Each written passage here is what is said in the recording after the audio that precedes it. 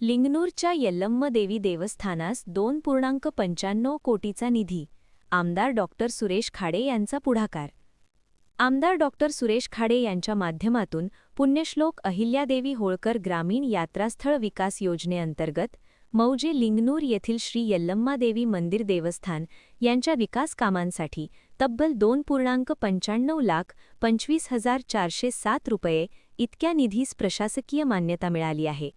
या निधीतून मंदिर परिसरातील सर्वांगीण विकास करण्यात येणार असून भाविकांसाठी आवश्यक सोयीसुविधा निर्माण केल्या जाणार आहेत. तसेच इतर आवश्यक पायाभूत सुविधा उभारण्याचा समावेश आहे. या विकास कामांमुळे परिसरातील धार्मिक पर्यटनाला चालना मिळणार असून भाविकांना अधिक सुरक्षित, स्वच्छ आणि सुसज्ज वातावरणात दर्शनाची सुविधा उपलब्ध होणार आहे. स्थानिक नागरिक आणि भक्तगणांनी या निर्णयाचे स्वागत केले असून आमदार डॉक्टर सुरेश खाडे यांचे आभार मानले आहेत. या योजनेमुळे लिंगनेर गावाच्या विकासाला गती मिळून धार्मिक व सामाजिक उन्नतीस हातभार लागणार आहे. महान कार्य न्यूजसाठी आदी माने, मिरज.